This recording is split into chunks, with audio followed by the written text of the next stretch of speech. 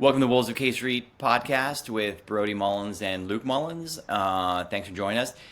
Today we're going to talk about the continuing realignment of the Republican Party, focusing on labor unions. For the last 100 years, labor unions and the Democratic Party have been in lockstep. The Democratic Party has gotten a ton of funding from labor unions. The labor union membership makes up a big part of the Democrats' constituency and voters. The question now is that changing? To help answer that question, we're bringing on Ben Brubeck. We'll be back in a minute. Today's episode is brought to you by Capital Bank, a leader in political banking financial solutions. Managing a corporate or trade association PAC? Eliminate unnecessary fees, protect your funds with Positive Pay and ACH Filter, and secure deposits beyond FDIC limits with ICS accounts through IntraFi. Maximize your funds. More protection, total peace of mind. Learn more at CapitalBankMD.com. Capital Bank, partners in your vision. Member FDIC. Welcome back to the Wolves of K Street podcast. Here with Ben Brubeck. Ben is from Connecticut, longtime advocate in the construction space in D.C., therefore sort of had a front row seat to potential realignment in the Republican Party as it relates to labor unions. Ben, you wrote a fascinating column during the Republican convention when Donald Trump invited some union folks to speak. Can you sort of give us your background and then walk us through, how you got involved in this issue? Yeah. So I grew up in Connecticut, like you mentioned, a suburb of New York City. My dad and my uncles and my grandfather were all jazz musicians. How I became a lobbyist downtown D.C. is sort of a long, windy road, but went to Gettysburg College, and after college followed my girlfriend, who's not my wife at the time, down to D.C. and ended up working for a couple places, and then at Associated Builders and Contractors, which is a premier construction trade association. Their members are primarily non-union contractors in the commercial industrial construction space, and they had 68 chapters across the country. So I had this sort of front row seat to see the union lobby and game at the state level and at the federal level, and really got to understand some of the tactics that the unions were using to achieve their policy objectives against my companies, and also working hand in glove with lawmakers who were really undermining small businesses and the workers that build this country, as well as soaking taxpayers by, sort of capitulating to this union agenda. And so, I spent a lot of my career at ABC pushing back on this activity. I left ABC last April and joined a firm called Government Affairs Solutions. It's a multi-client lobbying firm. We've got a number of construction, utility, telecom, workforce development, and other clients, but heavily in the construction space because that's where my background is, and I'm principal and CEO there. And so, I've been around DC for 22 years plus, and it's been really interesting to see this kind of realignment. I don't know if realignment's the right word. I'm not sure exactly what it is, but there's some flirtations. There's this wooing between Republicans and labor unions, especially the construction trade unions, where I'm most familiar with. And I think it's a two-way kind of relationship. I think the unions are kind of using Republicans, and Republicans are using unions. And this is sort of exhibit A that really raised a lot of eyebrows amongst my clients at the time. Was, President Trump invited Sean O'Brien to give this just big 17-minute speech in prime time of the Republican convention in the 2024 presidential elections. And it raised a lot of eyebrows amongst Republicans, but it also really angered a lot of labor unions. They were like, what is Sean O'Brien doing? Is he trying to get President Trump elected? And a lot of people were trying to figure this out. Is this the Republican Party growing and making a bigger tent and trying to get the unions and labor union leaders and money into their party, and or is this sort of a survival game from Sean O'Brien and the labor unions after spending hundreds of millions of dollars attacking Republicans and attacking Trump, and sort of maybe seeing the writing on the wall that their membership supports Republicans, and that Donald Trump was going to win, and Republicans are powerful in 23 states across the country, the full trifecta. So is this a survival mechanism? Because historically, the labor unions and Democrats have worked hand in glove together, and there's a bit of a reshuffling of the deck in this to some degree. So you said you used the word using, which is fascinating. Do you think that Republicans are using labor unions to get to that Trump blue-collar base to support them, but then when it comes legislatively, not doing anything for them at all? I think the Republicans are definitely doing things that favor the unions, like from a policy perspective. But from a political perspective, I think that they see that it's a fight over the 2% of the middle, and to win an election. The independents, and then can you break off enough people from the Democrat base to win? And I think in the swing states, I think the Trump White House was thinking, hey, I've got to win Ohio, and I've got to win Michigan and Wisconsin and Minnesota. Maybe I need to have more of a pro-union message or a populist message to get more of those Republican building trades members to get out the vote and go to the polls and support them.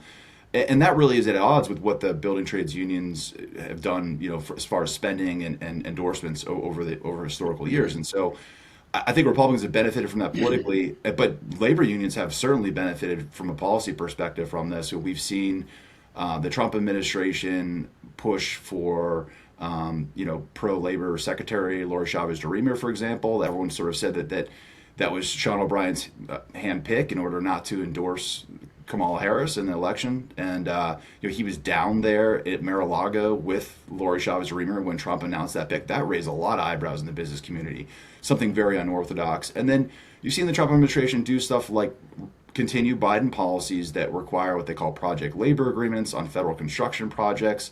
These require contractors to hire union labor and sign union collective bargaining agreements in order to build these projects. And these PLAs, for short, increase construction costs by 20%, and they lock out 90% of the construction workforce that does not belong to a union. So this is sort of not populism. This is catering to special interests, and it's got a lot of people very frustrated in the business community. My clients are frustrated by this. So I think but the Trump administration hasn't delivered everything the unions want, and the unions have been griping about a lot of the things that he could be doing, and this is coming after 4 years of the Biden administration saying, hey, we're the most pro-union administration in the history of this country. And they delivered incredible amounts of stuff for the labor unions. And their goal was really to stop the very steep and sharp decline of the construction labor union membership.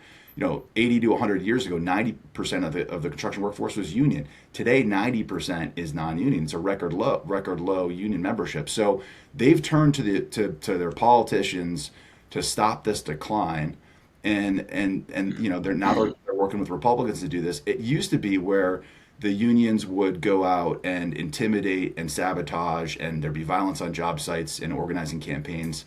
Now they've gotten wiser, and their tactics are more focused on litigation, as well as having the lobbyists go out and have lawmakers, basically distort the free market and eliminate competition from non-union contractors, and that's where a lot of folks that I represent get frustrated. And I have nothing but positive things to say about construction labor unions and unions. They're not all bad at all. I work hand in glove with them on workforce development and safety issues to improve the industry.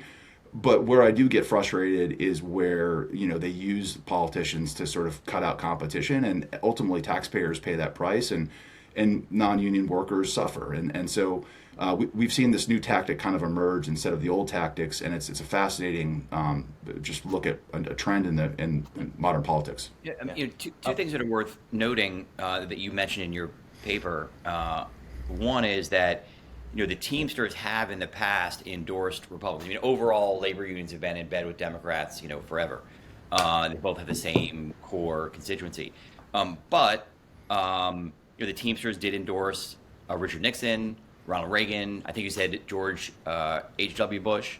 So there is a little bit of a history of the flirtation there. And what's also fascinating, I thought, is that in O'Brien's speech, he did trash the BRT and big companies and the Chamber of Commerce, which is a message that kind of resonates with Trump. Luke, you had a question? Yeah. Trump's been pretty hostile to federal unions. Are you saying, or does he make a distinction there, right? Or are you seeing a distinction between how federal, his posture towards federal unions versus, unions in the private sector? Yeah, there's a bit of a difference between like government sector unions and private sector unions. But police and firefighter unions generally are more conservative in their endorsements and their actions, right? And that's probably after 9/11. I think that was sort of more of a different realignment. And then you've got federal workers, and you've got folks who are in the hotel and service industries represented by SEIU and Unite Here. They are absolutely looked at differently than the blue collar workers, and those unions are reliably 100% Democrat. So Right. that might be part of it. It's maybe a chicken and egg, who knows? But Yeah. the building trades unions, had a relationship with Trump during his first administration. He's a developer. He grew up in New York City, and the 80s is a totally different marketplace than the rest of the country. He may have that worldview that the rest of the country is like New York City, where you have to work with union labor. That's not the case today anymore. And so, for that policy to extend to the rest of the country is maybe frustrating, and maybe it's good politics, maybe it's not. I guess the jury's still out on that. You could certainly say, but I would say that his approach to labor as a whole is different depending on which labor unions you're working with. Right. Take us through the campaign finance numbers, because I think they're telling in terms of seeing a bit of a shift and putting it in perspective here. Yeah, so in the 2023 to 24 presidential election cycle, the 15 major construction union federal PACs reported $66 million in receipts, and they spent $72 million. And so of that money spent, they reported a total of $14.3 million in contributions to federal candidates, and 90% of that money went to Democrats, which is about $13 million. And they gave about $1.3 million to Republicans. So about 10% of their federal contributions disclosed went to Republicans. Right. A lot of blue collar workers don't like the fact that unions give 90% of their PAC dollars to Democrats. And they also don't like the fact that Democrats generally support policies that might undermine union jobs as far as infrastructure and energy and other things. And they're also championing social issues that they disagree with when it comes to guns and maybe other religious and social issues too. So there's a bit of a disconnect there. I mean, and I think maybe Sean O'Brien was thinking about that when he was trying to represent the interests of his Republican constituents. But people ask me, they're like, well, they spent $14.3 million to federal candidates. And they spent $72 million. Where did the other $58 million go? And the answer is it went to the DNC, it went to state political groups, it went to parties, it went to ballot initiatives and other programs. And there's probably some grift and waste and fraud in there too. But it's, what's notable to me is that the spending by labor unions is likely far, far greater. There's way more dark money from labor unions in the political system that's publicly disclosed.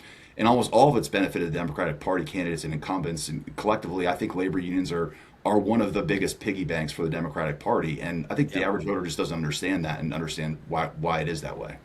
So the numbers that I looked at, which match yours, I was sort of looking for a trend to see how things change, or have they changed, and which leads to a point I'll make in a second. But so I looked at the total number of PAC contributions from labor unions in the 2024 election. In the 2024 election, Democrats got about $60 million from labor PACs. Republicans only got $9 million, which sort of matches your numbers. But what's interesting is if you look back 10 years ago, Democrats got about $50 million from labor PACs. So Democrats have gone from $50 million to $60 million. But Republicans have gone from $6 million to about $9 million. So Republicans are gaining in that space. And if you go all the way back to 1994, in 1994, labor union PACs gave about less than $2 million to Republicans, and now $9 million. So they're still giving a majority of their money to Democrats, but Republicans seem to be gaining on that. Teamsters are sort of an outlier there. That if you dive down on them, in 2010, the Teamsters gave about $3,000 overall to Republicans in the 2010 election. Only $3,000, and in the last election, over $100,000. Now they gave Democrats $1.5 million, so Democrats are still getting most of the money.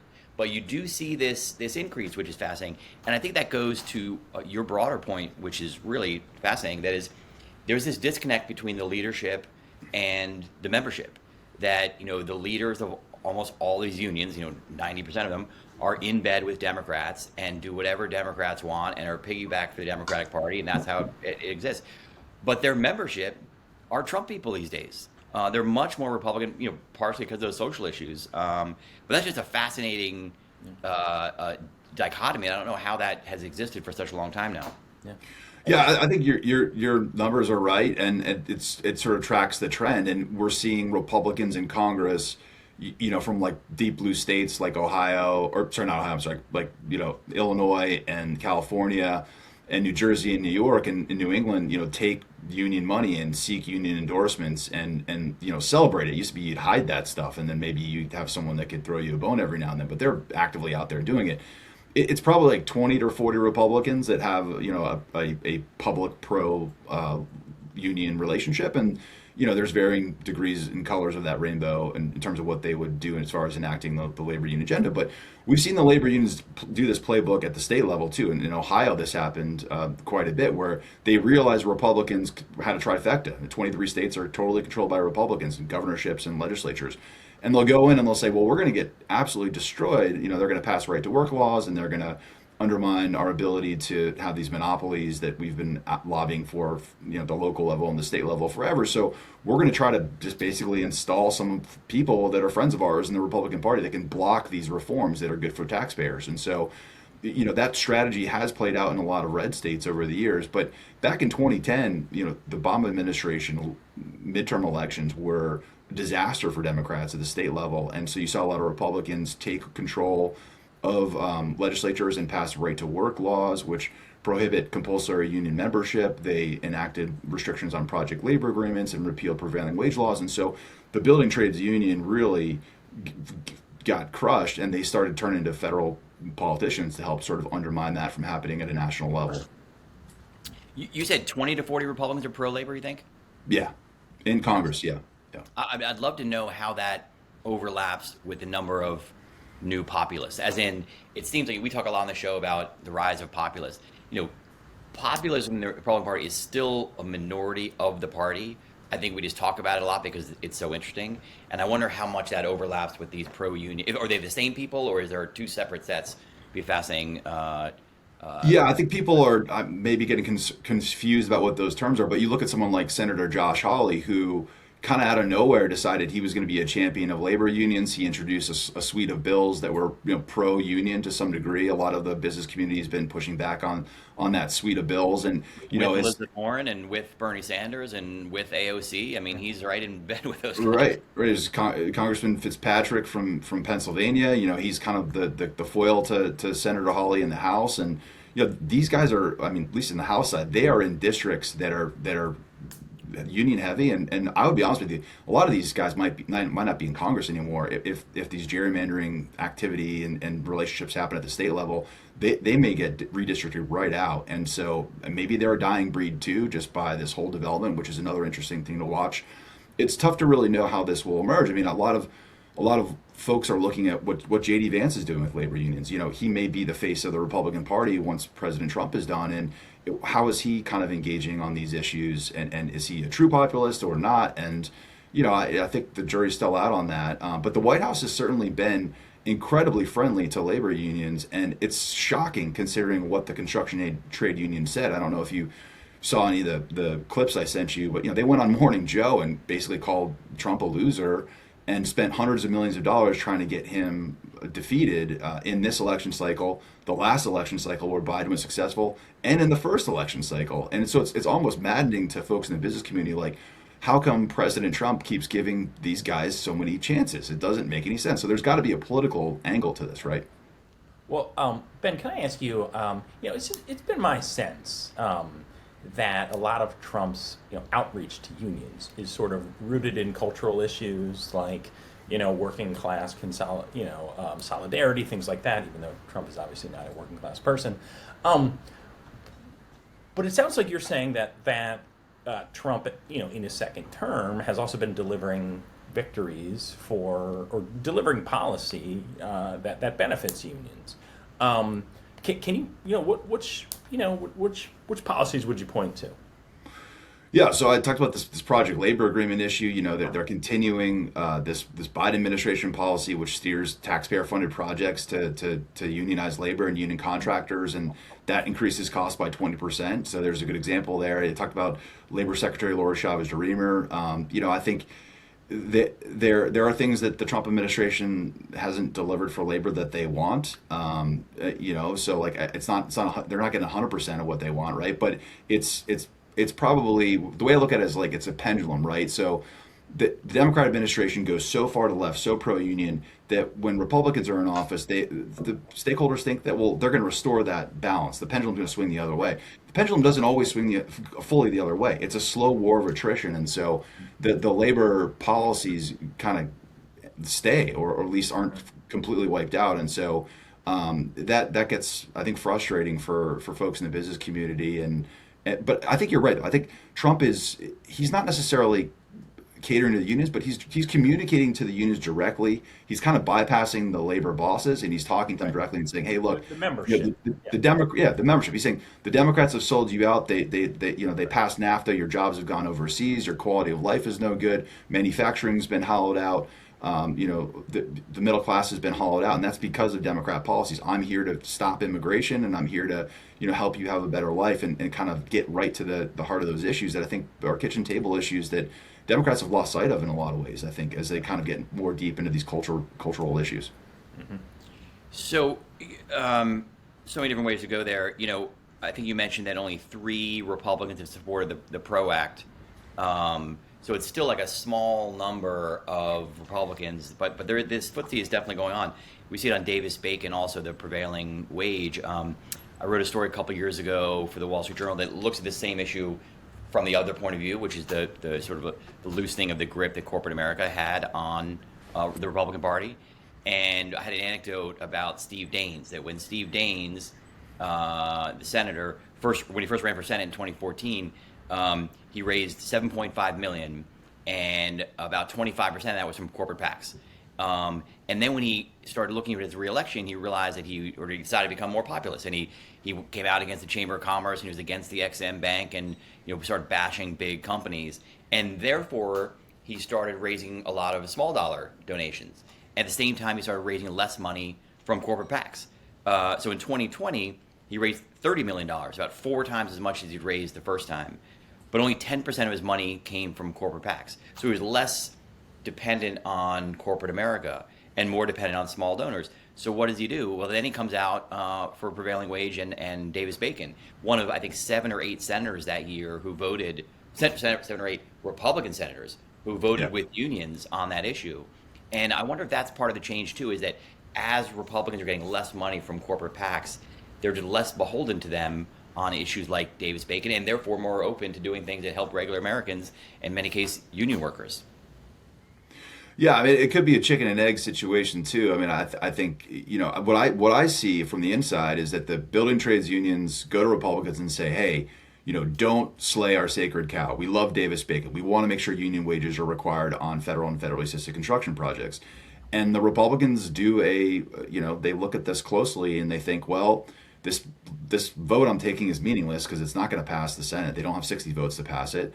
I can vote with them on here and maybe get a union endorsement and maybe get some union campaign contributions. And so I think there is that calculus that's going on in their head. And I think that the unions know this and they've got this strategy and they're slowly growing their kind of, friendly people who can tolerate them as well as diehard believers. And there are a couple Republican diehard believers in the unions. And there's nothing wrong with that. But where I think people need to know is that there is a cost to this, right? I mean, there is a cost to taxpayers, there is a cost to competition and free enterprise, and there are some great companies that I work with that are getting cut out of public construction opportunities because they don't operate union and their workers have chosen not to belong to a union. So I think that's where the public would be pretty outraged to understand how this all works. Luke, you had a final question? No, it's just it's a really important sort of trend, to follow, right? If you look at it over the the long view, right, or over the past generation essentially, and it's it definitely feels like something is changing, right? But it's hard to see figure out exactly what that is right now. But it's all totally fascinating. Well, history kind of rhymes, right? So the Reagan administration was actually really pro-union. In fact, I think Reagan got shot coming out of the Building Trades Legislative Conference in D.C. here at the Hinckley Hotel. Right. And then kind of like in his second term, I think, if my history's right, he did that whole air traffic controllers strike replacement and then kind of led this whole conservative push back on some of the union issues that were, I think, undermining America's economy and all these types of things. So I think a lot of people thought maybe Trump would do something like that, in this term, and maybe have been disappointed or a little bit surprised at that. But at the same time, I think it's good for lawmakers to, listen to everybody and everyone has a seat at the table and the best ideas win, right? So, I think people are going to be watching this closely and see what the political ramifications are. I've talked to some Republicans who said, "Hey, look, I played footsie with the unions. I was their prom date, but they left me on the dance floor for a hot date when a Democrat came by that looked like they were going to win. They didn't support me right after we had this relationship, and I got knifed on the dance floor, and they are really mad about that. So I think there are Republicans who are going to be the last guy to feed the crocodile in this situation, and they're going to have a different perspective than maybe some other people who have solid relationships. So, and like I said earlier too, I mean, I think this trend of gerrymandering the states determining districts might get rid of a lot of these folks who are kind of in that camp. So something to watch for sure. Fascinating. Ben, thanks so much for joining us, and we'll see you next time on the Wolves of K Street podcast. Take care. Thanks for having me. Take care, guys. This episode is brought to you by Sable Strategy. Sable is a senior-level strategic communications firm bringing decades of experience traversing and navigating some of the toughest public affairs, issues management, and corporate reputation terrains.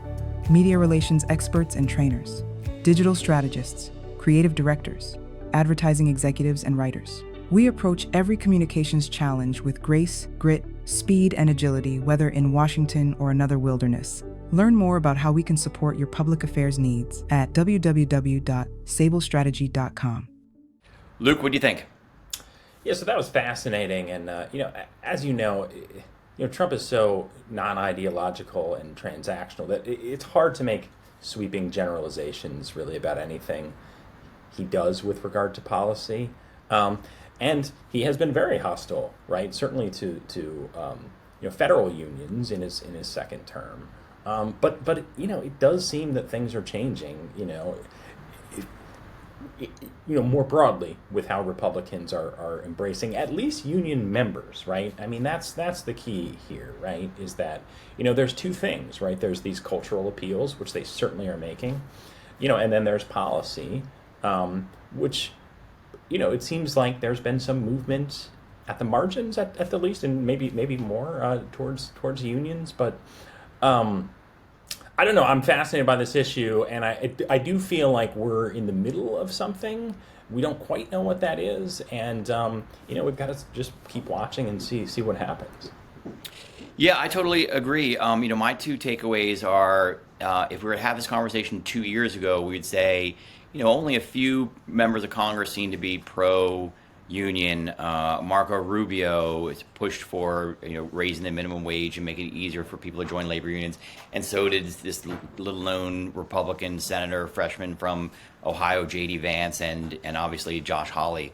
But now all of a sudden, those people are important. One is the vice president. Marco Rubio is a pro-union Secretary of State. Even though they're still a minority, they're gaining in power. The other thing I thought was fascinating was that split between the leadership and the members. I think that's the key here. Yeah. Yeah, I don't know how this breaks out, but I remember earlier this year, maybe it was last year, I was invited to give a talk at the Building Trades conference at the same Hinckley Hilton where Reagan was shot that Ben talked about. And I was on this panel with these other people in leadership, and they were talking about how they're endorsing Joe Biden here and pushing for this Democrat here, and everyone was sort of nodding and applauding. And after the session was over, I went to the bathroom, and about 5 people approached me. They're like, I don't believe those guys. They're like, we're all Trump people. Oh. And it just struck me that like the people on stage, the leadership, are in one camp, and everyone else is in the Trump camp. And it's a strange dichotomy. But the question, Bert, just to follow up on that, the question for me is like, are they on the Trump camp because of pro-labor policy, or are these broader cultural issues that are a little bit different? That's and it's just there's just so much nuance to the issue, and it's fascinating. But I think you and I both agree, also with Ben, who sort of represents the other side, is that there's a shift, there's a change taking place. Will this keep going and invert? Or will we go back to normal? And that's really the question with this issue and sort of the broader issue of populism. And that'll be fascinating to keep following. Anyway, thanks for joining us on the Wolves of K Street podcast, and we'll catch you next time. All right. Thank you.